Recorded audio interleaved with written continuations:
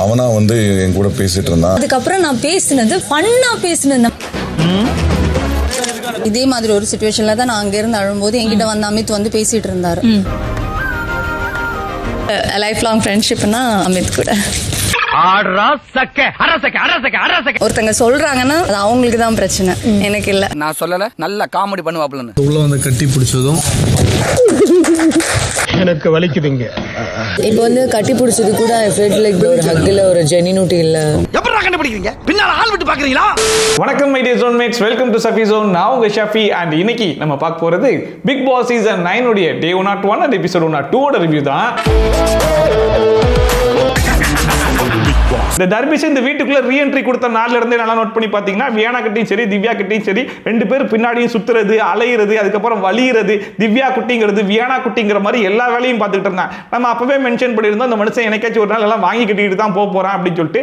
அதுக்கேற்ற மாதிரி 2 நாளைக்கு முன்னாடி அங்க போய் படியா அப்படிங்கிற மாதிரி சொன்னதுக்கு ஒரு பெரிய பிரச்சனை பண்ணி அன்னைக்கே வந்து திவ்யா போட்டு பொலன்னு பொலந்து எடுத்தாங்க. நல்லா கிளி நாரா கிழிச்சு தொங்க விட்டாங்க. சரி ரைட்டு, இதுக்கப்புறம் அந்த மனுஷனுக்கு மானம், ரோசம், சூடு, சொரணங்கிறது உடம்புல ஏதோ ஒரு இடத்துல 1% இருந்தா கூட பின்னாடி போக மாட்டான் அப்படிங்கிற மாதிரி நினைச்சா அதெல்லாம் இங்க இருக்கு அப்படின்னு சொல்லிட்டு மறுபடியும் திவ்யா பின்னாடி அலைய ஆரம்பிச்சிட்டான். அலையிறது கூட பிரச்சனை கிடையாது, பேசுறது கூட ஓகே. ஆனா எப்படி பேசலாம் அப்படின்னா லவ் யூங்கிறது, அதாவது உன் மடியில படுத்துக்கவான்னு சொல்லி கேட்கறது, உன் ஸ்மெல்லு நல்லா இருக்கு அப்படிங்கிற மாதிரிலாம் பேசிட்டு இருக்கான். Divya love you. நான் ஒரு நேரம் போல ஒரு நேரம் இருக்க மாட்டேன், எல்லாத்துக்கும் லிமிட் இருக்கு, நீ பவுண்டரி தாண்டி போயிட்டு இருக்க. உள்ள இருக்கும் போதே அப்சரா கிட்ட ஸ்மெல்லு சூப்பரா இருக்கு அப்படிங்கிற மாதிரி பேசி வெளியே வந்து எல்லாரும் கிளிச்சாங்க. அதெல்லாம் வெளியே வந்து பார்த்துட்டு மறுபடியும் உள்ள போயிட்டு திவ்யா கிட்ட அதே வேலையை பார்த்திருக்கேன். திவ்யா நல்லா திட்டி விட்டாங்க. திவ்யா மட்டும் இல்லாம அங்க இருக்கிற எல்லாருமே திட்டி இருப்பாங்க போல இருக்கு.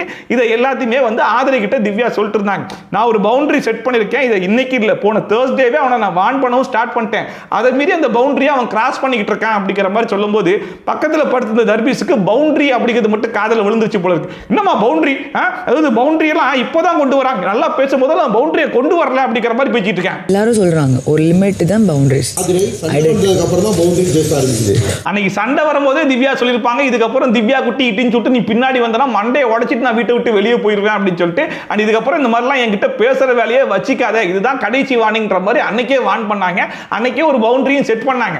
ஆனா சண்டைன்னு வரும்போது மட்டும்தான் திவ்யா இந்த மாதிரி பவுண்டரின்ற வார்த்தையெல்லாம் எடுத்து வராங்க. மற்ற நேரம்லாம் நல்லா தான் பேசுறாங்க அப்படிங்கிற மாதிரி சொல்லிட்டு இருக்காப்ல. அதாவது எல்லா நேரமும் உங்ககிட்ட வந்து பவுண்டரி செட் பண்ணிட்டு இதுதான் உன் பவுண்டரி, இதான் உன் பவுண்டரி அப்படிங்கிற மாதிரி சொல்லிட்டே இருப்பாங்களா? ஒரு தடவை சொன்னாங்கன்னா உனக்கு மண்டையில கொஞ்சம் மூளைன்னு ஒன்று இருந்தா, நான் டாக்டருமா படிச்சவமா அப்படின்னு சொல்லிட்டு வார்த்தைக்கு வார்த்தை சொல்றல. சோ ஒருத்தவங்க சொல்லிட்டாங்கன்னா ஒரு டிஸ்டன்ஸ் மெயின்டைன் பண்ணணும், அவங்க கிட்ட பெருசா டச் வச்சு கூடாது, வார்த்தையெல்லாம் கொஞ்சம் குறைச்சிக்கணும், பார்த்து பக்குவமா பேசணும் அப்படிங்கிறதுலாம் உனக்கு தான் தெரியணும். அவ்வளவு திட்டியுமே கொஞ்சம் கூட சூடு சொரண இல்லாம மறுபடியும் போயிட்டு லவ் யூ பேசிட்டு இருக்கேன்னா இந்த கிளிலாம் வரதான் செய்யும். முன்னாடி வரைக்கும் ஏதாவது பேசினேன் அந்த ஆளை பத்தி. உமன் கார்டு எடுக்கிறது. ஐயோ உன்னை பத்தி நான் பேசவே இல்லையா? திரு தர்பீஸ் கேட்ட உடனே திவ்யா வந்து நானும் உன்னை பத்தி பேசவே இல்லையே, உன்னை பத்தி நான் வாயவே எடுக்கவே இல்லையே, ஆதிரை உன்னை பத்தியா நான் பேசினேன், உன்னை பத்தி நான் ஏதாச்சும் பேசினானா சொல்லு அப்படிங்கிற மாதிரிலாம் கேட்டிருந்தாங்க. அவனை பத்தின பேசிட்டு இருக்கீங்க, ஆமா உன்னை பத்தாண்டா பேசினேன் வாடா அப்படின்னு சொல்லிட்டு கூப்பிட்டு நிக்க வச்சு கிளிக்கிறத விட்டுட்டு எதுக்கு இப்படி பேசிட்டு இருக்காங்கன்ற மாதிரி தான் இருந்துச்சு. ஆனா ஆதிரை வந்து இங்க பாருங்க, நான் தான் கேட்டேன், அதனால தான் உங்களை பத்தி அவங்க பேச ஆரம்பிச்சாங்க, நீங்களே வாங்க உங்களை உட்கார வச்சே பேசிடலாம், அவங்க தான் ஒரு லிமிட்டுக்குள்ள இருந்துக்கலான்ற மாதிரி சொல்றாங்கல்ல, அதை மீறி ஏன் மறுபடியும் பண்றீங்கன்னு சொல்லி கேட்டோம். இல்லமோ நான் அந்த மாதிரிலாம் பண்ண மாட்டேமா அப்படிங்கிற மாதிரி சொல்லிருக்காங்க. ஏண்டா அதாவது இவ்வளவு சொல்லியுமே அதுக்கப்புறம் எதுக்கு மடியில படுக்கிறன்ற மாதிரி சொன்ன, நீ ஸ்மெல்லு நல்லா இருக்குன்னு சொன்னு சொல்லி கேட்டா அவங்க மட்டும் லிமிட்ல இருந்தாங்களா, அவங்களும் லிமிட்டை கிராஸ் பண்ணி தான் வந்தாங்க அப்படிங்கிற மாதிரி சொன்னாப்ல. லிமிட்டை கிராஸ் பண்ணாங்களா, என்ன சொன்னாங்கன்னு சொல்லி கேட்டா பர்மா பொம்மைன்னு சொன்னாங்களா. ஏண்டா பர்மா பொம்மையும் நீ கேட்கிற அந்த வார்த்தைகள்லாம் ஒண்ணா, எதோட கொண்டு வந்து கோர்த்து விட்டு இருக்கான் பாருங்க. டாஸ்க் போயிட்டு இருக்கும்போது மடியில படுத்துவானே எதுக்கு கேட்டேன்? ஒருவேளை இந்த தர்பீஸ்க்கு பர்மா பொம்மை அப்படிங்கிற மாதிரி திவ்யா கூப்பிடுறது பிடிக்காம இருந்திருந்தா இந்த மனுஷன் போயிட்டு திவ்யா கிட்ட இங்க பர்மா திவ்யா என்ன பர்மா பொம்மைலாம் கூப்பிடாதமா, எனக்கு சுத்தமா பிடிக்கலமா அப்படிங்கிற மாதிரி இந்த மனுஷன் சொல்லி இருந்து அதை மீறியும் திவ்யா வந்து பர்மா பொம்மைன்னு சொல்லி அதனால இந்த மனுஷன் கோவப்பட்டு இங்க வந்து பேசுறாருன்னு சொன்னா கூட ஒரு நியாயம் இருக்கு. ஆனா திவ்யா பர்மா பொம்மை அப்படிங்கிற மாதிரி கூப்பிடும் போதெல்லாம் நல்லா பல்ல காமிச்சு வளைஞ்சிட்டு இப்ப திவ்யா சில குற்றச்சாட்டு எடுத்து வச்ச உடனே இந்த மனுஷனுக்கு எதை சொல்லன்னு தெரியாம இந்த பர்மா பொம்மை தூக்கிட்டு வருது தர்பீஸ். இதுல வேற அவங்க சொல்றாங்க, ஆதிரையே கேட்கறாங்க, இதை நீங்க சொன்னீங்களா, இந்த மாதிரி என்ன கூப்பிடாதீங்கன்னு சொன்னீங்களான்னு சொல்லி கேட்டா அதுக்கு ஆன்சர் பண்ண மாட்டாப்ல. ஏன்னா இந்த மனுஷன் சொல்லல. இந்த மனுஷன் எங்க போறாருன்னா அவனா உமன் கூட தூக்கிட்டு வராங்க, ரொம்ப சீப்பா பண்றாங்கம்மா, அதாவது இவங்கலாம் வந்து டாப் 4ல இருக்கிறதுக்கு எலிஜிபிளே கிடையாதுமா, 70 நாள் தான் இந்த வீட்டுல இருந்திருக்காங்க அப்படிங்கிற மாதிரி பேசிட்டு இருக்காப்ல. அதாவது ஒயில்ட் கார்டு என்ட்ரியா உள்ள வந்ததுனால மத்தவங்க எல்லாம் 100 நாள் இருந்திருக்காங்களா, திவ்யா மட்டும் தான் 70 நாள் இருந்திருக்காங்களாம். 70 நாள் இருந்ததுனால திவ்யா வந்து டாப் 4ல இருக்கிறதுக்கு எலிஜிபிளே கிடையாது. இதை கேட்ட உடனே திவ்யா மட்டும் இல்ல, அங்க இருக்கிற 50 பேர் டென்ஷன் ஆயிட்டாங்க. சபரிலாம் அதை கேட்டாங்க, இது எஞ்சி ஓடியே வந்துட்டாப்ல. ரொம்ப சீப்பா டாப்ல வர்றதுக்கு எலிஜிபிளே கிடையாது. நீ 20 நாள் எப்படி எலிஜிபிள் ஆகும்? அந்த திவ்யாலாம் ஒரு கட்டத்துக்கு மேல பயங்கரமா டென்ஷன் ஆகி தர்பீஸ் கிட்ட வந்து இங்க பாரு என்ன ஓவரா பேசுறா அப்படிங்கிற மாதிரிலாம் கத்தி விட்டாங்க. அதுக்கப்புறமா பிரஜன் சபரிலாம் சேர்ந்து முடிஞ்ச அளவுக்கு பொறுமையா சொல்லி புரிய வைக்கிறதுக்கும் ட்ரை பண்றாங்க. பாரு சண்டன் வந்தா பேசு, ஆனா தேவையில்லாததெல்லாம் பேசாத. இவ்வளவு கஷ்டப்பட்டு டாப் 4 வரைக்கும் வந்திருக்காங்க. டாப் 4 வரதுக்குலாம் எலிஜிபிள் இல்லன்ற மாதிரி சொல்ற. 70 நாள் தான் இந்த வீட்ல இருந்திருக்காங்கன்ற மாதிரிலாம் சொல்ற. இதெல்லாம் நீ சொல்லக்கூடாது அப்படிங்கிற மாதிரி சொன்னாலும் இவங்க பேசுறதெல்லாம் காதலே வாங்கிக்காம நான் பேசுறது மட்டும் தான் பேசுவேன் அப்படிங்கிற மாதிரி தர்பீஸ் பேசிக்கிட்டே இருந்துச்சு. சபரிலாம் கத்தியே விட்டாப்ல. புரிஞ்சுக்கணும்னு நினைக்கிறவனுக்கு புரிய வைக்க முடியும், ஆனா புரிஞ்சும் புரியாத மாதிரி நடிக்கிறவனுக்கு கடைசி வரைக்கும் புரிய வைக்கவே முடியாது அப்படிங்கிற விஷயத்தை தெரிஞ்சுக்கிட்டு கடைசியா சபரி என்ன சொன்னார்னா, இந்த செலிப்ரேஷன் ரவுண்ட் 2-3 நாள்ல முடிய போகுது, அது வரைக்கும் தான் இந்த வீட்டில் இருக்க போறேன். இந்த வீட்டில் இருக்கிற வரைக்கும் நீ திவ்யா கிட்ட பேசாத, திவ்யா உங்ககிட்ட பேச மாட்டாங்க, ஓகேவா கிளம்பு அப்படிங்கிற மாதிரி ஒரு வழியா அந்த பிரச்சனையை முடிச்சு விட்டாங்க. செலிப்ரேஷன் முடிக்கிற வரைக்கும் இனிமேல் திவ்யா அவங்க வந்து பேசக்கூடாது, அவங்களும் உங்ககிட்ட பேச மாட்டாங்க. இந்த தர்பீஸ்லாம் ஸ்டார்டிங்ல ஏதோ ரீல்ஸ் பண்றேன் அப்படிங்கிற பேர்ல கிரிஞ்சி பண்ணிக்கிட்டு இருந்தாப்ல. தனக்கு தானே நான் தான் ஹீரோ, தமிழ்நாட்டின் நடிப்பு அரக்கன் நான் தான் அப்படிங்கிற மாதிரிலாம் பேசிட்டு இருக்காப்ல. ஏதோ லூசுத்தனமா பேசினாலும் பார்க்குற நமக்குலாம் என்டர்டைன்மெண்டா இருக்குது, இதனால யாருக்கும் எந்த பாதிப்பு இல்லை அப்படிங்கிற மாதிரி நினைச்சிட்டு இருந்தோம். அதனால தான் இந்த மனுஷனை கொண்டு போய் பிக் பாஸ் வீட்டுக்குள்ள வரைக்கும் விட்டாங்க. கடத்துல பிக் பாஸ்க்குள்ள வந்தாச்சு அந்த பேரை கொஞ்சம் சரி பண்ணிட்டு வீட்டை விட்டு வெளியே போவாரான்னு சொல்லி பார்த்தா இருக்கிறதையும் மண்ணள்ளி போட்டுக்கிற மாதிரி பொண்ணுங்க விஷயம் வரைக்கும் இறங்கி கெட்ட பேர் வாங்கிட்டு போறாங்க. அந்த அடுத்த நாள் காலைல வேக்கப் சாங்க போட்டு விட்டாங்க. அப்படி பேரும் போயிட்டு பயங்கரமான டான்ஸ்லாம் வந்து ஆடிட்டு இருந்தாங்க. அப்ப கூட தர்பீஸ் பாருங்க காலங்காத்தாலே போயிட்டு கலையரசன் கிட்ட திவ்யா பத்தி பேசிட்டு இருக்காங்க.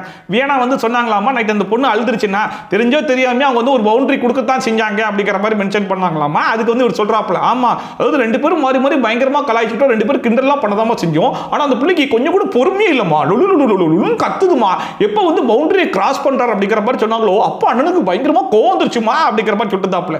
அதாவது அவங்க கொடுத்த பவுண்டரிங்கிறது வேற, கிண்டல் கேலி அப்படிங்கிற மாதிரி பேசிக்கிறது வேற, ஆனா நீ பேசுற வார்த்தைகள் ஒன்று இருக்கு பாத்தியா, அது வந்து அந்த பவுண்டரிக்குள்ளேயே வராது. நீ என்ன சொல்ற, உன் பாய் ஃப்ரெண்டை கழட்டி விட்டு வா நம்ம ஓடி போய் கல்யாணம் பண்ணிக்கலான்ற, வெளியே வந்தா நான் லவ் பண்ணி கல்யாணம் பண்ணிப்பியான்னு சொல்லி கேட்கிற, உன்னை ஒன் சைடா துரத்தி லவ் பண்ணா நீ என்ன பண்ணுவ அப்படிங்கிற மாதிரி கேட்கிற, உன் மடியில படுத்துக்குவான்னு சொல்லி கேட்கிற, நல்ல ஸ்மெல் வருது அப்படிங்கிற மாதிரிலாம் சொல்றேன்.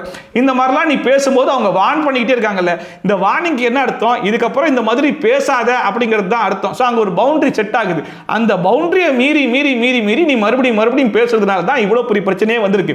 அவங்க சொல்ற பவுண்டரி வேற, இந்த மனுஷன் எடுத்துக்கிற பவுண்டரியே வேற. திவ்யா 2 பேரும் மாத்தி விளையாட்டுக்கு பேசிக்கிட்டோம், அந்த பொண்ணுக்கு பொறுமை இல்லை, நிதானம் இல்லை, குலைக்குது. அண்ட் அங்கிருந்து பாத்தீங்கன்னா இதுக்கு முன்னாடி நைட் தர்பீஸ்க்கு திவ்யாக்கும் ஒரு சண்டை வந்திருக்கும் இல்லையா, ஒரே ஒரு ராத்திரி மட்டும் அங்க போய் படுங்க, நாங்கெல்லாம் கேர்ள்ஸா ஒண்ணா படுக்க போறோம் அப்படின்னு சொல்லிட்டு அதெல்லாம் கொண்டு வந்துட்டாப்ல. நாங்க இந்த வீட்டுக்குள்ள ஃபர்ஸ்டா வந்து என்ன போயிட்டு அங்க படுக்க சொல்லிட்டாங்கம்மா அப்படிங்கிற மாதிரி ஆரம்பிச்சு அரரா கொண்டு போய் பொட்டியை ஒளிச்சு வச்சிருப்பாங்க. இந்த மனுஷன் போயிட்டு அந்த பொட்டியை எடுத்து வந்து அன்னைக்கு அந்த மனுஷன் கொஞ்சம் சீரியஸா ரியாக்டே பண்ணிருப்பாப்ல தர்பீஸ்.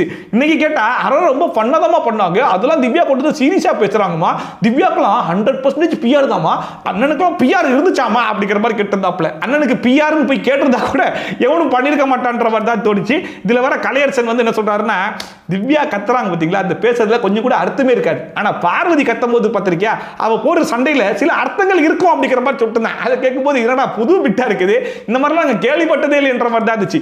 எந்த சண்டையில பார்வதி பேசும்போது அதுல அர்த்தம் இருந்துச்சு, கருத்து இருந்துச்சு, ஏதாச்சும் ஒரு சண்டையை எடுத்து காட்டுன்ற மாதிரி தான் இருந்துச்சு. பாருன்னு தான் கத்துற, ஆனா பாரு கத்துறதுல கருத்து இருக்குல்ல. நம்ம யோசிக்க திவ்யாவை அடிக்கணும்னு முடிவு பண்ணா திவ்யா பத்தின குறைகளை மட்டும் பேசுங்கடா, எதுனா சம்பந்தம் இல்லாம பார்வதிலாம் இழுத்துட்டு வரைக்கின்ற மாதிரி தான் இருந்துச்சு. சரி பார்வதி இழுத்துட்டு வந்தா கூட பார்வதி இந்த வீட்டுல பண்ண ஏதோ ஒரு பாசிட்டிவா தேடி கண்டுபிடிச்சு பேசினா கூட பரவாயில்ல, பார்வதி இந்த வீட்டுல போட்ட மொத்த சண்டையும் தேவையில்லாத சண்டை தான். அந்த சண்டையில ஒரு அர்த்தம் இருந்துச்சாமா, ஒரு நியாயம் இருந்துச்சாமா, எப்பறம் கொஞ்சம் கூட வாய் கூசாம இப்படிப்பட்ட காமெடி எல்லாம் பண்றீங்கன்ற மாதிரி தான் இருந்துச்சு. இதுல வர பாத்தீங்கன்னா இப்ப இதுக்கு முன்னாடி வரைக்கும் திவ்யா குட்டி அப்படிங்கிற மாதிரி சுத்திட்டு தர்பீஸ் திவ்யாவை கம்பேர் பண்ணும்போது சபரிலாம் எவ்வளவோ பரவாயில்லமா, சபரியை பொறுத்த வரைக்கும் அவனுக்கு ஒரே ஒரு மைனஸ் தாமா, இந்த குரூப்பிசம்ல மாட்டிருந்தான்ல, அதை தவிர்த்து பார்த்தா ஒரு நல்ல பையன் தாமா அப்படிங்கிற மாதிரி இவர் வந்து சபரிக்கு சர்டிபிகேட் கொடுக்கறான். சபரியே தெளிவானவே, ஒரே ஒரு மைனஸ் குரூப்பிசம்ல மாட்டினால தான் அவனுக்கு. தர்பீஸ் சபரிக்கு சப்போர்ட் பண்ணி பேச ஆரம்பிச்ச உடனே கலையரசன் அதை எங்க கொண்டு போய் லிங்க் பண்றாருன்னு சொல்லி பாத்தீங்கன்னா, பார்வதியும் கமிட்டியும் ரெட் கார்டு வாங்கி வெளியே வந்திருக்கும் போது சரி ஓகே இதுக்கு ரெட் கார்டு கொடுத்தீங்க, ஆனா இதுக்கு ஏன் ரெட் கார்டு கொடுக்கல அப்படிங்கிற மாதிரி இன்னொரு வீடியோவை எடுத்து ட்ரெண்ட் பண்ணாங்க தெரியுமா. அது என்ன வீடியோன்னு சொல்லி பாத்தீங்கன்னா, இந்த தல டாஸ்க்ல நம்ம சபரி வந்து பார்வதியை அடிச்சிருப்பாப்ல, அதுக்கு வந்து குறுபடம்லாம் போட்டு காமிச்சாங்கல்ல வீக்கெண்ட் எபிசோட்ல, அதுக்கப்புறமா சபரி போயிட்டு வேணும்னே தான் மிதிச்சேன் அப்படிங்கிற மாதிரிலாம் சொல்லியிருப்பாப்ல. அந்த வீடியோ ட்ரெண்ட் பண்ணி வேணும்னே நான் தான் பண்ணேன் அப்படிங்கிற மாதிரி அவனே சொல்லியிருக்கான். கொடுத்துருப்பேன், இதுக்கு ஏன் ரெட் கார்டு கொடுக்கல, இதுக்கு ஏன் குறும்படம் போடல அப்படிங்கிற மாதிரிலாம் கேள்வி கேட்டிருந்தாங்கல்ல. அது ஒரு ஃபன்னா ஜாலியா பேசின வீடியோ அப்படிங்கிறது நல்லாவே தெரியும். அந்த இடத்துல தர்பிஸ் இருந்திருப்பாப்ல. அதை வந்து கேட்ட உடனே தர்பிஸே இப்ப சொல்றாப்ல அது வந்து ஜாலிக்கு பண்ணுக்கு பேசினதுமா, தன்வினை தன்னை சொல்லுன்ற மாதிரி சும்மா ஜாலிக்கு பேசினது அவனுக்கே வந்து வினை ஆயிடுச்சு அப்படிங்கிறது தர்பிஸே சொல்றாப்ல. மண்ண ஒரு பாவம் என்ன பண்ணுவான் தெரியுமா, நான் விளையாட்டுக்கு ஏதாவது ஒன்று பேசிட்டு இருந்தா கூட அது பெருசாக்குவான். அது மாதிரி அவன் விளையாட்டுக்கு பேசுறது அவனுக்கே வினையாகி போச்சு. அப்புறமா மார்னிங் ஆக்டிவிட்டி டாஸ்க் அப்படின்னு சொல்லிட்டு இன்னைக்கு போகி அப்படிங்கிறதுனால உங்களுடைய குணத்துல எதெல்லாம் எரிக்கணும், எதெல்லாம் புதுசா தொடங்கணும்னு சொல்லுங்க அப்படிங்கிற மாதிரி கேட்ட உடனே திவாகர்லாம் வந்தாப்ல. பங்க்சுவாலிட்டி இல்லை அப்படிங்கிற மாதிரி நிறைய டேரக்டர் சொல்றாங்க, அதனால நான் பங்க்சுவலா இருக்கணுமா அப்படிங்கிற மாதிரி சொல்லிட்டுதாப்ல. அண்ட் விக்ரம்லாம் வந்து நான் வந்து அன்புக்கு தான் அடிமையை தவிர்த்து அந்த ஆளுக்கெல்லாம் அடிமை கிடையாது அப்படிங்கிற மாதிரி சொல்லி ஆரம்பிச்சாப்ல. அதை பார்க்கும்போது அந்த மனுஷன் வந்து வியானாக்கு தான் மென்ஷன் பண்ற அப்படிங்கிறது நல்லாவே தெரிஞ்சு நான் ஒரு சந்தேக பிராணி, அதனால அதை எரிச்சிட்டு இதுக்கப்புறம் எல்லாரையும் நம்பணும் அந்த இது வளர்க்க போறேன் அப்படிங்கிற மாதிரி அந்த மனுஷன் ஒரு பக்கம் சொல்லிட்டு இருந்தாப்ல. எப்பயுமே ஒருத்தவங்களோட அன்புக்கு நம்ம அடிமை ஆயிட்டோம்னா அவங்களுக்கு நம்ம அடிமை கிடையாது. அண்ட் சுபிக்ஸாலாம் பாத்தீங்கன்னா நான் ஜெயிக்கிறதுக்காக ரொம்ப பதட்டப்படுறேன், இந்த டிடிஎஃப் டாஸ்க்லாம் சுத்துறதுக்கு வந்து சுத்திட்டே இருந்திருப்பாங்க ரொம்ப நேரம். ஸோ அதெல்லாம் பதட்டத்தில் தான் நடந்துச்சு, அதை வந்து நான் எரிச்சிடணும், செல்ஃப்ல வந்து நான் நிறைய பண்ணணும் அப்படிங்கிற மாதிரி சொல்லிட்டு இருந்தாங்க. என்ன லவ் பண்ணணும், செல்ஃப்ல ரொம்ப பண்ணணும்னு நினைக்கிறேன். அண்ட் வந்து திவ்யா வந்து என்ன சொன்னாங்கன்னா, நீங்க கூட ரொம்ப க்ளோஸா இருக்காங்களோ இல்ல தூரமா இருக்காங்களோ என்ன ஹர்ட் பண்ணுவாங்க, அவங்கள நான் மறுபடியும் திருப்பி ஹர்ட்லாம் பண்ண மாட்டேன், இதுக்கப்புறம் யாரா இருந்தாலும் சரி கொஞ்சம் தள்ளியே வைக்கிறது நல்லது அப்படிங்கிற மாதிரி சொல்லிட்டுருந்தாங்க. ஸோ இவங்க சொல்லும் போதே இவங்க யாரை பத்தி பேசுறாங்கன்றது ஊரறிஞ்ச விஷயம் தான். அகைன் சாண்ட்ரா பத்தி தான் சொல்றாங்கன்றது நல்லாவே தெரிஞ்சுன்னா திவ்யா இந்த வீட்டுக்குள்ள வரும்போது பயங்கர க்ளோஸா இருந்த ஒரு ஆளும் சாண்ட்ரா தான். அண்ட் திவ்யா யாரால ரொம்ப பாதிக்கப்பட்டாங்கன்னு சொல்லி கேட்டா அதுவும் சாண்ட்ரா தான் இல்லையா. ஸோ அதனால தான் இதை மென்ஷன் பண்றாங்க அப்படிங்கிறது நல்லாவே தெரிஞ்சிச்சு. உன்னை விட்டு கொடுக்கணும்னு அவசியம் கிடையாது, அவங்கள அவைவா வச்சுட்டு நீ சந்தோஷமா இருக்கணும். அந்த கடைசியா பிரஜன்ல என்ன சொன்னார்னா, நான் 10 படம் சைன் பண்ணியிருக்கேன், நான் வந்து இந்த ஃபீல்டை விட்டு வெளியே வந்ததுக்கு முக்கியமான காரணம் வந்து கான்டாக்டை பில்ட் பண்ணாம விட்டுட்டேன், வேலை உண்டு வீடு உண்டு அப்படிங்கிற மாதிரியே இருந்துட்டேன். ஸோ இந்த வீட்டில் எனக்கு எல்லாருடைய கான்டாக்டும் வேணும் அப்படிங்கிற மாதிரி சொல்லிட்டு இருந்தாரு. இதெல்லாமே நீங்க எனக்கு தேவை, அதனால இதெல்லாம் ரீஸ்டார்ட் பண்ணி வாழ்க்கை பெருசா ஜெயிக்கணும். அண்ட் கொஞ்ச நேரத்துல பாட்டை போட்டு விட்டாங்க, சென்னை செந்தமிழ் அப்படின்னு சொல்லிட்டு. அந்த பாட்டை கேட்ட உடனே அங்க இருக்கிற 50 பேருமே சாண்ட்ரா தான் அப்படிங்கிறத கண்டுபிடிச்சிட்டாங்க. ஏன்னா இப்போதைக்கு வீட்டுக்குள்ள வர்றதுக்கு 2 பேர் மட்டும் தான் பெண்டிங்ல இருக்காங்க, ஒன்னு சாண்ட்ரா இன்னொன்னு வினோத். இந்த பாட்டு வந்து கண்டிப்பா சாண்ட்ராக்கு தான் இருக்கும் அப்படிங்கிற மாதிரி ஈஸியாவே கண்டுபிடிச்சிட்டாங்க. அண்ட் சாண்ட்ரா வீட்டுக்குள்ள வந்த உடனே ஃபர்ஸ்டா யார் ஓடி போய் கண்டுபிடிப்பா அப்படிங்கிற மாதிரி எதிர்பார்த்திருப்போம், கண்டிப்பா பிரஜன் தானே போவார்னு நினைச்சிருப்போம். ஆனா தர்பிஸ் ஓடி போய் கட்டி பிடிச்சி இன்வைட்லாம் பண்ணிட்டு இருந்தாப்ல. அதுக்கப்புறமா பிரஜன் கிட்ட போயிட்டு பயங்கரமா ஓடி பிடிச்சி விளையாடி ரோஸ் எல்லாம் கொடுத்து அனுப்பிச்சு விட்டுருந்தாங்க. ரோஸ் எல்லாம் கொடுத்து பயங்கரமான ப்ரொபோஸ்லாம் வர பட்டிருந்தாங்க. இந்த சீசன்ல சாண்ட்ராக்கும் மற்ற கண்டஸ்டன்ஸ்க்கு கூடிய ஒரு சின்ன வித்தியாசம் என்னன்னு சொல்லி பார்த்தீங்கன்னா, மற்றவங்கலாம் இந்த வீட்டில் ஒரு 2-3 பேர்கிட்ட இல்லை மேக்ஸிமம் ஒரு 4-5 பேர்கிட்ட சண்டை போட்டு வச்சிருப்பாங்களா, அவங்கள பற்றி ஏதாச்சும் பின்னாடி பேசியிருக்கலாம். அவங்கெல்லாம் வீட்டுக்குள்ள வந்தாங்கன்னா என்ன பேச போறாங்க, எப்படி ரியாக்ட் பண்ண போறாங்க அப்படிங்கிற மாதிரி யோசிச்சுட்டு இருப்பாங்க. பட் சாண்ட்ரா பொறுத்த வரைக்கும் அந்த பிரச்சனையே கிடையாது. ஏன்னா அவங்க இந்த வீட்டில் அப்படிப்பட்ட ஒரு பாரபட்சமே பார்க்கறது கிடையாது. எல்லார்கிட்டையும் சண்டை போட்டு வச்சிருக்காங்க, எல்லார்கிட்டையும் வம்பிழுத்துருக்காங்க, எல்லாரை பற்றி பின்னாடி பேசியிருக்காங்க. இத்தனைக்கும் சாண்ட்ரா உடஞ்சி போயிருக்காங்கன்னு சொல்லிட்டு சாண்ட்ராக்கு ஆதரவாக போய் பேசினவங்க, சாண்ட்ராவோட க்ளோஸாக இருந்தவங்க வரைக்குமே பின்னாடி போயிட்டு வண்டையா பேசி வச்சிருக்காங்க இல்லையா. அதனால சாண்ட்ரா வெளியே போயிட்டு மறுபடியும் ரீஎன்ட்ரியில் உள்ள வரும்போது எல்லார்கிட்டையுமே கொஞ்சம் நைஸா இருந்துட்டு போயிடலாம், 2 நாள் தானே எல்லாத்தையும் சிரிச்சு பேசி விட்டு போயிடுவாங்க அப்படிங்கிற மாதிரி பார்த்தா இப்போ கூட நான் திருந்த மாட்டேன் அப்படிங்கிற பேர்ல நேரா உள்ள வந்தாங்க. வியானா கிட்ட போயிட்டு உன் மேல எனக்கு வந்து பயங்கரமான வருத்தம் தான், நான் எல்லாத்தையும் கேட்டேன், நான் எதுவும் எபிசோட்லாம் பார்க்கல, பட் இருந்தாலும் நான் சொல்றேன் கமர்தினி நான் சொன்னது தான், அவன் பேசுனது எப்படி அவனுக்கோ அதே மாதிரி தான் நீ பேசுனது உனக்கு, நான் அதை பத்தி பெருசாலாம் எடுத்துக்கல, பட் இருந்தாலும் யூ லுக் வெரி பியூட்டிஃபுல் அப்படிங்கிற மாதிரிலாம் பேசிட்டு இருந்தாங்க. வழக்கமா வியானா வந்து பயங்கரமா பேசுவாங்க. சரி இப்போ சாண்ட்ரா சொல்றதுக்கு வியானா ஏதாச்சும் வாயை திறந்து பேசுவாங்களான்னு சொல்லி பார்த்தா எதுவும் சொல்லாம சரி ரைட் அப்படிங்கிற மாதிரி சிரிச்சிட்டு சாதாரணமா விட்டாங்க. ஒருத்தங்க சொல்றாங்கன்னா அது அவங்களுக்கு தான் பிரச்சனை, எனக்கு இல்ல. You looks beautiful. So first Viyana கிட்ட கிளியர் பண்ணியாச்சு, அடுத்து ரம்யா கிட்ட போறேன் அப்படின்னு சொல்லிட்டு நேரா ரம்யா கிட்ட போனாங்க. நீ பார்த்தது தப்பு, நான் அப்படிப்பட்ட வார்த்தையை சொல்லவே இல்லை அப்படிங்கிற மாதிரி சொல்லிட்டு இருந்தாங்க. அதுக்கு ரம்யா வந்து இல்ல நான் பார்த்தேன், எனக்கு வந்து ஒரு வீடியோவே காமிச்சாங்க இன்டர்வியூல, அந்த வீடியோ நானும் சேவ் பண்ணி தான் வச்சிருக்கேன், வெளியே வந்ததுக்கு அப்புறம் அந்த வீடியோ நான் உங்களுக்கு காமிக்கவே செய்றேன் அப்படிங்கிற மாதிரி சொல்லிட்டு இருந்தாங்க. ஆனா சாண்ட்ரா வந்து என் குழந்தைங்க மேல சத்தியமா சொல்றேன் அப்படிப்பட்ட வார்த்தையை நான் சொல்லவே இல்லை, நான் எபிசோடு பார்க்கல, பட் அந்த லைவ் வீடியோ ஃபுல்லா பார்த்தேன், அதுல எந்த ஒரு இடத்துலயுமே நான் அந்த மாதிரி சொல்லல அப்படிங்கிற மாதிரி சொல்லிட்டு இருந்தாங்க. சாண்ட்ரா என்ன சொல்ல வராங்கன்னு சொல்லி பாத்தீங்கன்னா, இவ வந்து பாம்பு மாதிரி அப்படிங்கிற மாதிரி சொன்னாங்கன்னு ரம்யா சொல்றாங்க இல்லையா, அந்த பாம்புங்கிற வார்த்தையை நான் சொல்லலன்ற மாதிரி சொல்றாங்க. நானும் பார்த்த வீடியோல உங்க பாம்புன்ற வார்த்தையை மென்ஷன் பண்ணல, பட் இருந்தாலும் ரம்யா கேட்கிற கேள்வி ரொம்ப சிம்பிள் தான். நான் உன் கூட பயங்கர க்ளோஸா இருந்தேன், அதுக்கு முக்கியமான காரணம் என்னன்னா நீ உடஞ்சு போய் இருக்கிற அப்படிங்கிறதுக்காக உனக்கு ஒரு எமோஷனல் சப்போர்ட்டா நான் இருந்தேன். ஆனா என்ன பத்தி அதே சமயத்துல பின்னாடி போய் பார்வதி கிட்ட கழுவி ஊத்திருக்கியே, சரி கழுவி ஊத்துனா சரி, நான் வீட்டை விட்டு எவிக்ட் ஆகி போகும்போது சரி ஓகே ரம்யா நல்லபடியா பாத்துக்கோ அப்படிங்கிற மாதிரி சாதாரணமா விட்டுருந்தா கூட பரவாயில்ல, அவ்வளவு கழுவி ஊத்திட்டு இவ்வளவு நம்பவே கூடாது, எப்படிப்பட்ட ஆள் தெரியும்ல அப்படிங்கிற மாதிரிலாம் மோசமா அவளை பத்தி பேசிட்டு அதுக்கப்புறம் அதே ரெஸ்ட் ரூமுக்கு ரம்யா கூட்டு போய் நிக்க வச்சு நீ இல்லாம இந்த வீட்டுல நான் எப்படி இருக்க போறேன் எனக்கு தெரியலையே அப்படிங்கிற மாதிரி பெர்ஃபார்மன்ஸ்லாம் பண்ணி இது ரெண்டுல எது உண்மை அப்படிங்கிறது தான் அவங்க கேட்டாங்க, இது ரெண்டுல எது நடிப்பு அப்படிங்கிறது தான் அவங்க கேட்டாங்க. அதுக்கான பதில் வரல. இவங்க என்ன சொல்ல வராங்கன்னா, உன்னை பற்றி பேசுறதுலாம் விட்டுரு, ஆனா அந்த பாம்புன்ற வார்த்தையை நான் சொல்லல, அதுக்கு நான் சத்தியம் அடிச்சு சொல்றேன்ற மாதிரி பேசிட்டு இருக்காங்க. I promise on my kids, நான் அந்த மாதிரி எந்த வேர்ட்ஸ் நான் யூஸ் பண்ணல. சாண்ட்ரா ரம்மி கிட்ட பேசுறதெல்லாம் அமித் ஒரு பக்கம் கேட்டுக்கிட்டு எனக்கு எல்லாம் உள்ள அவ்வளவு கிடக்குது, இருந்தாலும் நான் அடங்கிக்கிட்டு இருக்கேன் அப்படிங்கிற மாதிரி சொல்லிட்டு சபரி என்னன்னு சொல்லி கேட்டதுக்கு இல்ல பயங்கரமா ஒட்டஞ்சு போய் கிடக்குறாங்களேன்னு சொல்லிட்டு ஒரு எமோஷனல் சப்போர்ட்டுக்காக தான் நானும் போய் பேசினேன், அதுக்காக வீட்டில் இருக்கிற அம்புட்டு பேர்கிட்ட அவ்வளவு சண்டெல்லாம் போட்டேன், கடைசியில் அவராதான் பீன் பேக்கை போட்டு வந்து என்கிட்ட வந்து பேசிக்கிட்டு இருந்தாப்புல, நான்லாம் கூப்பிடவே இல்லை, நான் ஓகேவா தான் இருந்தேன் அப்படிங்கிற மாதிரி சொல்லிட்டா, எனக்குலாம் எவ்வளவு காண்டா இருக்கும் அப்படிங்கிற மாதிரி அந்த மனுஷன் ஒரு பக்கம் புலம்பிட்டு இருந்தாப்புல. அவரா வந்து என்கிட்ட வந்து வேணும்னு பேசிட்டு இருந்தாரு, எனக்கு எப்படி இருக்கும் தெரியுமா. இன்னொரு பக்கம் பிரஜன் வந்து சாண்ட்ரா கூப்பிட்டு வச்சு இருக்க போது 2-3 நாள் தான், அதனால கொஞ்சம் ஜாலியா எடுத்துட்டு போலாம், இதெல்லாம் செலிப்ரேஷன் ரவுண்ட் அப்படிங்கிற மாதிரி சொல்லிட்டு இருந்தாப்புல. அதுக்கு வந்து சாண்ட்ரா இல்ல வியானா கிட்ட வந்து நான் இந்த மேட்டரை பத்தி தான் பேசினேன், எப்படி காமெடின்னு பேசும்போது அது அவனுக்கு தான்ன்ற மாதிரி சொன்னோம், அதே மாதிரி நீ பேசுனதுலாம் உனக்கு தான் அப்படிங்கிற மாதிரி சொல்லிட்டேன் அப்படிங்கிற மாதிரி சொல்லிட்டு ரம்யா பத்தி சொல்லும் போது பிரஜனுமே ஆமாமா நான் அந்த வீட்டில் வந்து எல்லார்கிட்டையும் பேசிட்டு இருந்தேன், ஆனா ரம்யா கிட்ட மட்டும் நானுமே பேசல அப்படிங்கிற மாதிரி சொல்லிட்டு இருந்தாப்புல.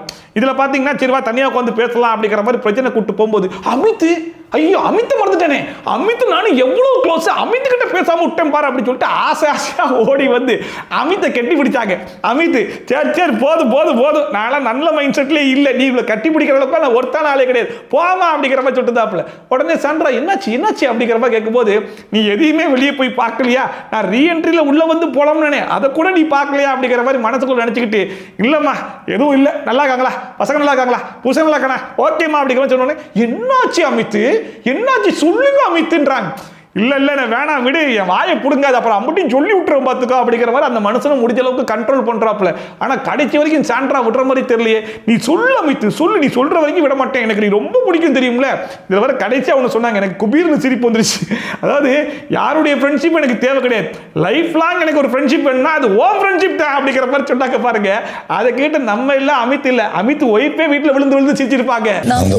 லைஃப் லாங் ஒரு ஃப்ரெண்ட்ஷிப் நான் உங்க கூட கண்டினியூ பண்ணணும்.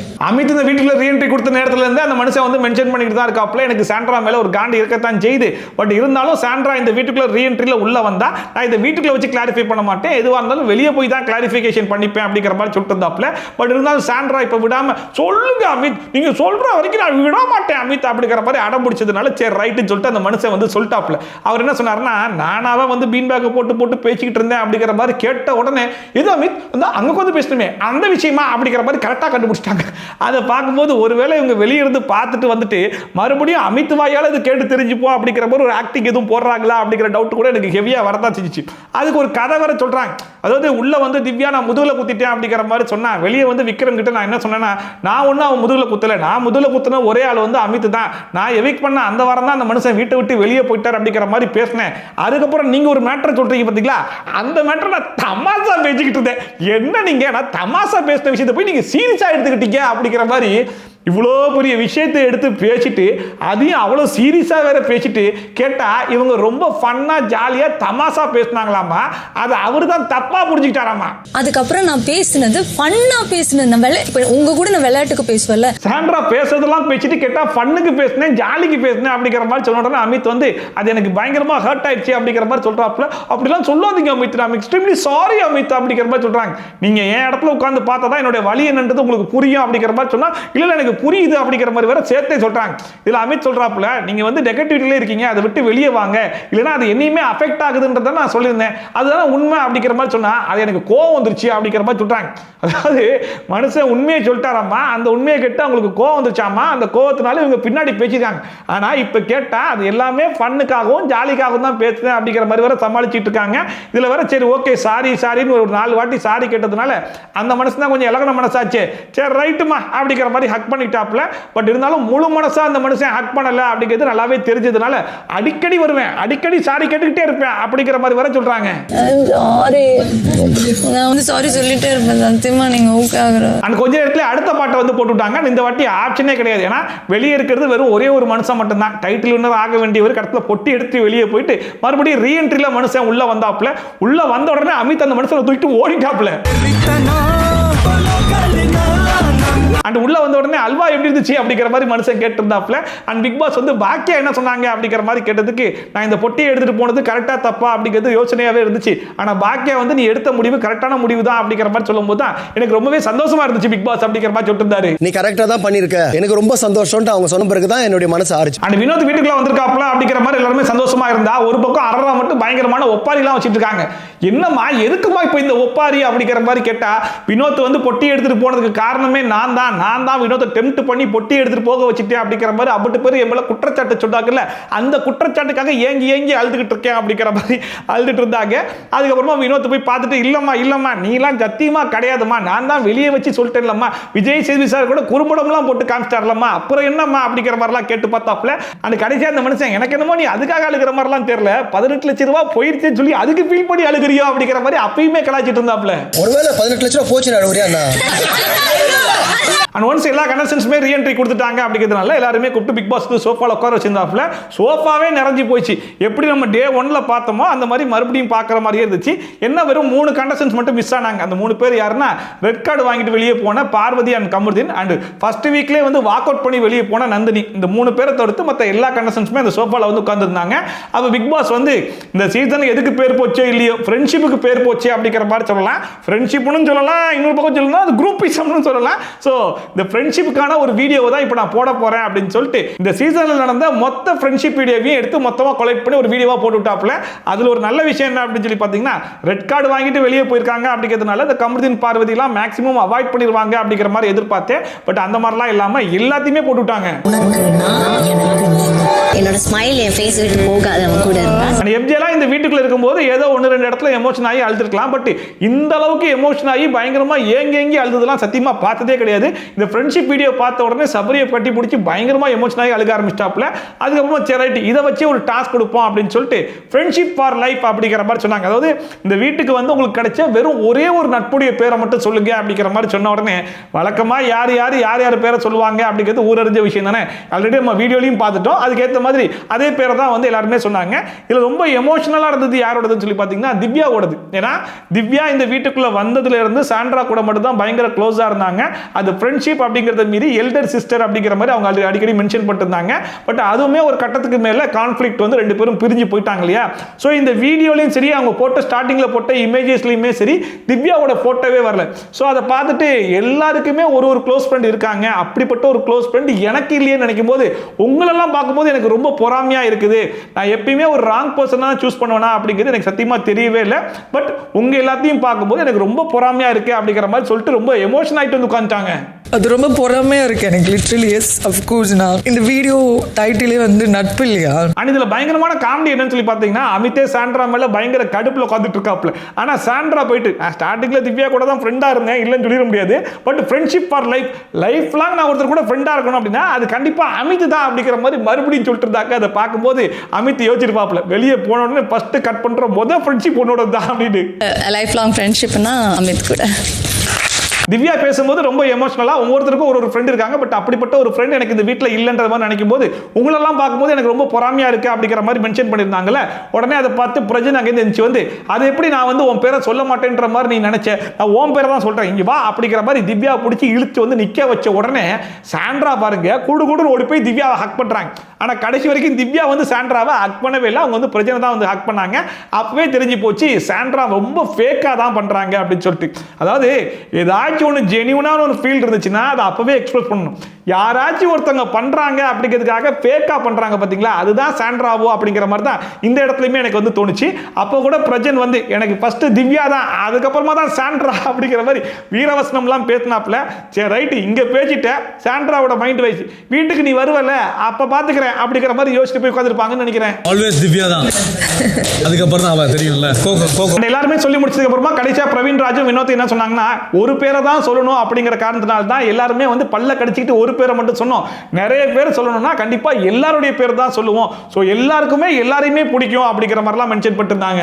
ஒருத்தர் நம்ம சொல்றேன்ட்டு மற்றவங்க எல்லாமே இல்லாத போக போறது இல்ல, எல்லாமே கலந்து இருக்க தான் போறோம், ஒன்னா இருக்க தான் போறோம். அண்ட் பிரஜன் போய் திவ்யா கூட்டு வந்து நிக்க வச்ச உடனே சாண்ட்ரா குடுக்குன்னு ஓடி போய் திவ்யா வந்து பயங்கரமான ஹக் எல்லாம் பண்ணிருந்தாங்களே, அது வெளியிருந்து ஒரு ஆடியன்ஸை நம்ம பார்க்கும்போது ரொம்ப பச்சையா ஃபேக்கா தான் பண்றாங்க அப்படிங்கிற ஒரு ஃபீல் கொடுத்துச்சுல, அதே தான் திவ்யாவுமே ஃபீல் பண்ணிருக்காங்க போல இருக்கு. இப்போ கடைசியா விக்ரம் கிட்ட வந்து பேசிட்டு இருக்கும்போது சொல்றாங்க, அவங்க இப்போ கூட ஹக் பண்ணது எனக்கு ரொம்ப ஜெனியூனா பண்ணாங்கன்ற மாதிரி தோணல. ஏன்னா அவங்களுக்கு நிறைய ஆப்ஷன் கிடைச்சிச்சு. வீட்டை விட்டு வெளியே போகும்போது நான் ஹக் பண்ண போனேன், அப்பயும் அவாய்ட் பண்ணிட்டாங்க. அதுக்கப்புறம் இப்போ கூட வெளியே போயிருக்காங்க, வெளியே போய் எல்லாத்தையும் பார்த்துருப்பாங்க, நான் எவ்வளோ ஹார்ட்டாக இருக்கேன் அப்படிங்கிறது அவங்களுக்கு தெரிஞ்சிருக்கும். ஸோ உள்ள வந்த உடனே சால்வ் பண்ணணும் அப்படிங்கிற மாதிரி நினைச்சிருந்தாங்கன்னா அப்போ கூட வந்து ஹக் பண்ணி என்கிட்ட பேசியிருந்தா கூட ஏதோ ஜெனியூன்ற ஃபீல் வந்திருக்கும். ஆனால் இப்போ சம்பந்தமே இல்லாமல் பிரஜன் கூட்டு வந்த உடனே வந்து ஹக் பண்ணது எனக்கு வந்து முழுக்க முழுக்க ஃபேக் மாதிரி தான் தோணுச்சு அப்படிங்கிற மாதிரி விக்ரம் கிட்ட சொல்லிட்டு இருந்தாங்க. அது அஃப்கோர்ஸ் வந்து எல்லாருக்கும் அப்படி தோணதான் செய்யும். ஏன்னா வழக்கமாகவே சாண்ட்ரா இந்த வீட்டில் பண்ணக்கூடிய எல்லா விஷயமே ரொம்ப ஃபேக்காக தான் இருக்கும். இத்தனைக்கும் திவ்யா வந்து அவ்வளோ எமோஷன் ஆனதுக்கு அப்புறமா எல்லாருமே போயிட்டு பயங்கரமா ஹக் பண்ணி அவங்களுக்கு வந்து சப்போர்ட் பண்ணியிருப்பாங்க. அப்போ கூட சாண்ட்ரா உட்கார்ந்து அதை வேடிக்கை தான் பார்த்துட்டு இருந்தாங்களே தவிர்த்து அப்போ கூட போய் ஆறுதல் சொல்லலை. பிரஜன் களத்தில் இறங்கிட்டாருன்ற ஒரே ஒரு காரணத்துக்காக சரி ஓகே நம்மளும் போய் சப்போர்ட் பண்ணுவோம் அப்படிங்கிற மாதிரி பண்ணதெல்லாம் பார்க்கும்போது ரொம்ப பச்சையா ஃபேக்காக தான் இருந்துச்சு. அதுதான் திவ்யாவும் ஃபீல் பண்ணி அதை எக்ஸ்பெக்ட் பண்ணிருக்காங்க. இப்போ வந்து கட்டி பிடிச்சது கூட அந்த ஒரு ஹக்கில் ஒரு ஜெனியூனிட்டி இல்லை. அதோட நீங்க எபிசோட் முடிஞ்சு போச்சு. ஸோ நீங்க எபிசோட் பொறுத்த வரைக்கும் பெருசா என்ன இருந்துச்சு அப்படின்னு சொல்லி பார்த்தீங்கன்னா வழக்கம் போல இன்னைக்குமே தர்பீஸை போட்டு பொலந்து எடுத்தாங்க. அந்த தர்பீஸை எத்தனை வாட்டி பொலந்தாலும் கடைசி வரைக்கும் நல்லா திருந்த மாட்டேன் அப்படிங்கிற மாதிரி தான் சுத்திட்டு இருக்காப்புல. இன்னும் ஒரு 3 நாள் இருக்கு. இந்த 3 நாள்ல மறுபடியும் ஏதாச்சும் ஒரு கேஸை வாங்கி மறுபடியும் அடி வாங்குறாரா இல்லையான்றதை மட்டும் நீங்க வெயிட் பண்ணி பாருங்க. நாளைக்கு ப்ரோமோல கூட அந்த மனுஷன் மறுபடியும் யார்கிட்டயாச்சும் அடி வாங்கிட்டு தான் இருக்க போறாப்புல. ஏன்னா கொஞ்சமாச்சும் மான ரோசம் சூடு சொரணை அப்படிங்கிறதெல்லாம் இருக்குது. நான் படிச்சவன் டாக்டர் அப்படிங்கிற மாதிரி வாய்க்கிலேயே பேசக்கூடிய ஒரு மனுஷன் ஒருத்தவங்க இந்த மாதிரி வான் பண்றாங்கன்னா மறுபடியும் போகக்கூடாது அப்படிங்கிற ஒரு சின்ன புத்தியாச்சும் இருக்கணும். இல்ல ஒரு பொம்பளை பிள்ளை கிட்ட இவ்வளவு பெரிய ஷோல போய் இப்படியெல்லாம் பேசக்கூடாது, அதுவே ஒரு பவுண்டரி, இந்த பவுண்டரியை கிராஸ் பண்ணி நம்மளே போகக்கூடாது அப்படிங்கிற ஒரு புத்தி அந்த மனுஷனுக்காச்சும் இருக்கணும். இது எதுவுமே இல்லாம எல்லாத்தையும் பண்ணிட்டு கடைசி வரைக்கும் நான் பவுண்டரிக்குள்ள தான் இருந்தேன் அப்படிங்கிறது எப்படிதான் வாய்க்கிலேயே பேச முடியுது அப்படிங்கிறது சத்தியமா தெரியவே இல்லை. அந்த மனுஷனுக்கு கிடைச்சது ஒரு தேவையான ரோஸ்ட் தான் அப்படிங்கிற மாதிரி தான் இருந்துச்சு. இன்னும் கொஞ்சம் அதிகமாகவே கொடுத்துருக்கலாமோ அப்படிங்கிறது தோணுச்சு. அதுக்கப்புறம் இன்னொரு பக்கம் பார்த்தா நம்ம நேத்தே மென்ஷன் பண்ணோம், சாண்ட்ரா அண்ட் வினோத் 2 பேரும் உள்ள வந்தாங்கன்னா ஒரு ஃபன்னும் ஒரு கண்டென்ட்டும் கிடைக்கும் அப்படின்னு சொல்லிட்டு அதுக்கேற்ற மாதிரி சாண்ட்ரா வீட்டுக்குள்ள வந்த உடனே பலவிதமான கண்டென்ட்டை பண்ணாங்க. ஒரு பக்கம் வியானட்ட போய் பேசுறாங்க, ஒரு பக்கம் ரம்யாட்ட போய் பேசுறாங்க, கடைசி அமித்துக்கிட்டலாம் ஒரு சமாளிச்சாங்க பாருங்க. அதெல்லாம் வேற லெவல்ல இருந்துச்சு. இது எல்லாத்தையும் விட திவ்யா வந்து பயங்கர எமோஷனலா டேமேஜ் ஆகிருக்கும் போது எல்லாரும் போய் ஆறுதல் சொல்றாங்க. அப்ப கூட உட்கார்ந்து வேடிக்கை பார்த்த சாண்ட்ரா பிரஜன் வந்து திவ்யா கூட்டு வந்துட்டார் அப்படிங்கிற ஒரே ஒரு காரணத்துக்காக ஓடி போய் ஹக் பண்ணாங்க பாத்தீங்களா, அங்க நிக்கிறாங்களா சாண்ட்ரா, அதுதான் எங்களுடைய நடிப்பு அரக்கி அப்படிங்கிற மாதிரி தான் இருந்துச்சு. ஸோ இன்னைக்கு எபிசோட் பார்க்கும்போது உங்களுக்கு என்ன தோணுச்சு அப்படிங்கிறத மறக்காம கமெண்ட் செக்ஷன்ல சொல்லி விடுங்க. அண்ட் இப்போ வரைக்குமே இன்னும் 4 பேர் இருக்காங்க. இந்த 4 பேர்ல யார் மிட்வீக் எவிக்ஷன்ல வெளியே போறா, யார் செகண்ட் ரன்னர் அப், யார் ரன்னர் அப், யார் வின்னர் அப்படிங்கிறது பிம்பிலிக்கு பிலாப்பியா தான் இருக்குது. சேனல் சைடுல இருந்து பார்க்கும்போது அநேகமா அரோரா தான் வின்னர் அப்படிங்கிற மாதிரி ஃபிக்ஸ் பண்ணி வச்சிருக்காங்களோ அப்படிங்கிற மாதிரி டவுட் எனக்கு இப்போ வரைக்கும் ஹெவியா இருக்கத்தான் செய்யுது. ஆனா வெளியே அன்அபிஷியல் ஓட்டிங்லாம் வச்சு பார்க்கும்போது ஒருவேளை திவ்யா வின்னராகவும் சபரி ரன்னராகவும் வருவதற்கான வாய்ப்பு இருக்கு. அண்ட் செகண்ட் ரன்னர் அப்பா விக்ரம் வரதுக்கும் வாய்ப்பு இருக்கு. ஸோ என்ன நடக்கும் போது ஏது நடக்கும் போது அப்படிங்கிறத பொறுத்து இருந்து பார்க்கலாம். உங்களை பொறுத்த வரைக்கும் யார் வின்னர் ஆகணும், யார் ரன்னர் ஆகணும் அப்படிங்கிறத மறக்காம கமெண்ட் செக்ஷன்ல போட்டு விடுங்க. இதே மாதிரி ட்ரோல்ஸ் அண்ட் ரிவ்யூஸ்லாம் கண்டிப்பா பார்க்கணும்னு நினைச்சீங்க மறக்காம சப்ஸ்கிரைப் பண்ணிட்டு பக்கத்தில் கூட பில்லை டான் தட்டி விட்டீங்கன்னா நான் போடுற வீடியோ நோட்டிஃபிகேஷன் டான் டைம் வந்து சேர்ந்துடும். ஸோ மீட் இது மாதிரி சூப்பரான வீடியோட சூப்பரான ரிவ்யூட சூப்பரான ட்ரோலோட கொஞ்சம் சந்திக்கிறேன். And then bye from Shafi. Tata bye and take care.